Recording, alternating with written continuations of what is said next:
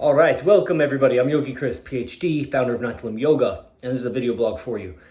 I've been teaching yoga for however many years, and recently I've been teaching yoga for sorcery. So I don't teach sorcery, I'm teaching a bunch of sorcerers, which are like meditators, manifestors, people that do rituals that are really concentrated. They have a great mental ability to concentrate on a desired outcome and to affect their own emotional body, their energetic body. And this comes from a lineage of a man named Frank White, who's my colleague and good friend. And he asked me to teach yoga to these sorcerers because of my ability to explain the anatomy and physiology, what's happening with the body, how to open up the bloodways and connect with the nervous system, and even induce some panic or fear responses through the yoga stretching, be able to explain that so that a sorcerer who's facing his shadow self and doing shadow work or facing taboo subjects or whatever can face that with more confidence and certainty, control of the breath, which has so much, reverse influence on the mind and the body. So it's essentially yoga practices. I've studied in like maybe 5 or 6 different lineages, relatively deep, and I have that ability to communicate about the subject. So other people that aren't sorcerers, like my yoga people, Nathalim Yoga people from the YouTube channel or from my Telegram groups or whatever, they've also signed up because it's really just yoga. I'm not teaching sorcery. I'm teaching some of the more subtle nuances that I know in yoga so that it amplifies your ability to sense energy, to feel your own well-being and tranquility. That was always my focus. It wasn't the flexibility or the postures or holding your breath for a long time or the Sanskrit or other things that are not related to tranquility, peace of mind, and energy awareness, just awareness.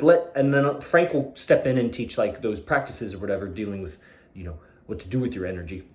My whole thing is vitality, tranquility, aliveness, clarity in your senses, clarity in your mind. These are basic byproducts of yoga practice. But then how do we practice yoga? What systems are you going to use? What postures, what breathings, what order of operations? How do you put them together? What time of day? What nuances, do you avoid injuries, to prevent injuries, to get a fuller experience out of it? There's a lot of different lineages of yoga, and they're all incomplete in certain ways from what I've experienced. And I've trained many of them. I've taught with many of them. So the recent revelation, 2.5 minutes into the video, is the ability to stretch your lungs and access what I call virgin lung tissue. It's not really virgin lung tissue. It's just those are strong words that kind of describe the experience. If you haven't exposed that part of your lung to fresh air, it's exhilarating when you're holding your breath in and all of a sudden you feel something like over there, and it's just it feels like something comes apart, and then it's like you hold your breath a bunch longer and it's like, wow, I think I just absorbed some oxygen from a part of my lung that was stuck together and it opened up, and then the oxygen assimilated into there. It feels really refreshing. So how to do that has a few different variables in it that I can easily identify. One is tension in your chest. If you have a tense chest from chest, now chest doesn't just mean the pec muscle. There's 2 pec muscles. There's muscles in between the rib cage, in between the ribs. There's muscles between the shoulder blade and the ribs. That's maybe not part of your chest, it's part of your rib cage. So maybe it's better said rib cage tension. Rib cage tension is going to inhibit how much your lungs can stretch. It's also going to inhibit it's kind of similar to how much your lungs stretch, but how much air you'll be able to hold in or breathe in, and that'll affect your breathing practices. Why breathing practices are so important, especially when we're dealing with mentalism or subtle body awareness, is that holding your breath or manipulating your breathing, like how long the breath is, if it's shorter inhale or exhale, or if you break it up in little pieces, there's different things you can do to manipulate the breath.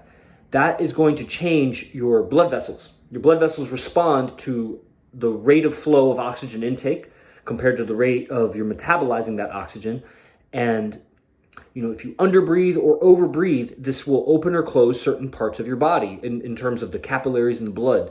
And when you do that, you gain a lot of awareness of what's called autonomic function. That's the operations in your body that you don't think about, like salivating or sweating. These are autonomic functions. Blood flow and heartbeat are autonomic functions.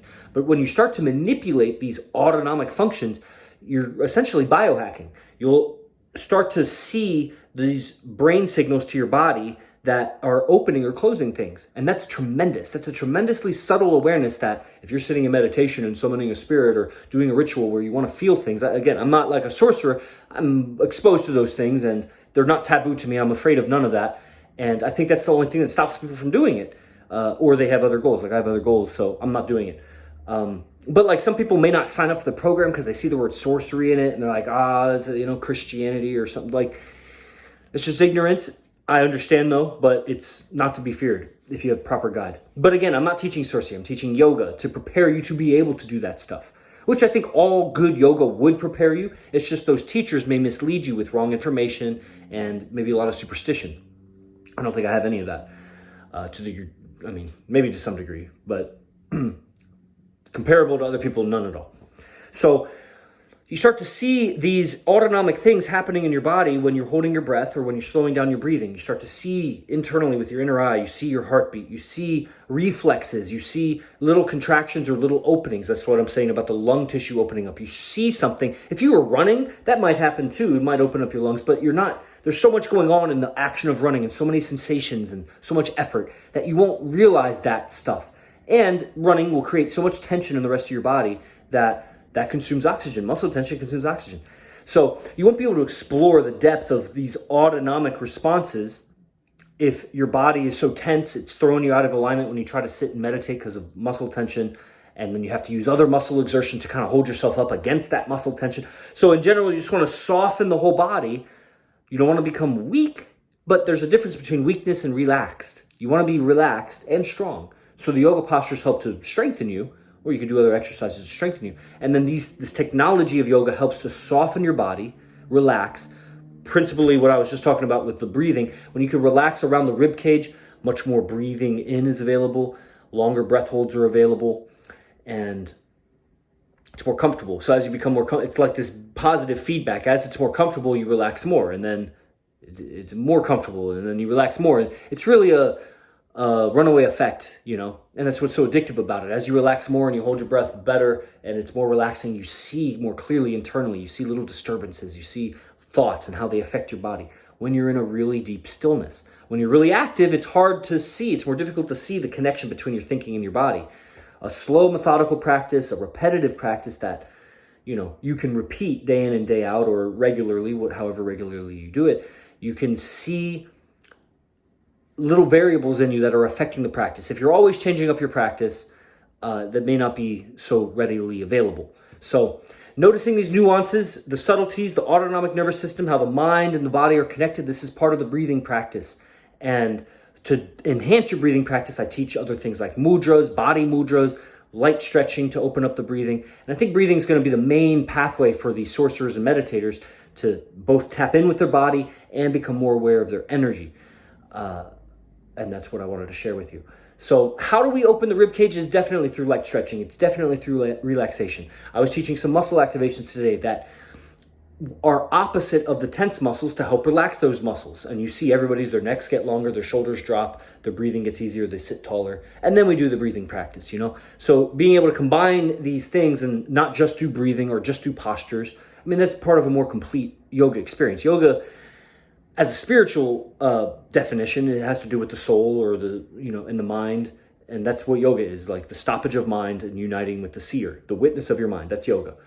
But in a practical sense, yoga is, and that's practical too, but let's say in a more mechanical sense, yoga is the science of the body. It's how to hack, your nervous system and these reflexes of the mind, these reflexes of the body, joints, muscles, pain and pleasure, digestion, all the systems of the body. Like, it's just different practices to become aware of this physical system that's so temporary that we really don't know how to handle. We mismanage it all the time. There's not really a user's manual to our physical body. There are some guidebooks out there with exercise and diet and whatever, but something about yoga has lasted through the ages. Very healthy, very low impact. You can do it into old age. There's something really just powerful and just so powerful that you can do something for a long time like that. And it's passed down like a lineage teacher to student. There's a lot of wisdom that's just carried through the teachings. That's not available in gymnastics or physical therapy or, maybe in like massage therapy, but massage is so requiring another person. Chiropractic is so dependent on another person doing it for you. Yoga is the science of enlightening yourself. And there's a lot of truth to be found in your direct observation when you just calm down, remove body aches and body pains and agitations, and observe clearly. and yoga, the practices of yoga will help you with this. So if you're interested in yoga for sorcery, click the link below. I know I kind of jumped all over the place, but hopefully this sparked some things for you. Got a lot of practice videos on my YouTube channel also, but you know, for the goods, and really the yoga for sorcery has this like one-on-one guidance. It's a group class, it's like 15 or 20 people in it, but you know, however many show up to the actual class, you get all the recordings. But when you show up to the class, I'm able to give you feedback. And that's what we want. You can go to a yoga studio, the teachers aren't going to be as good, but you get a lot of feedback. So I'm competing with that, and I know that. So show up live to class, I give you that feedback, and we'll guide you along this, you know, path to physical realization. Okay? Namaste. Whoa.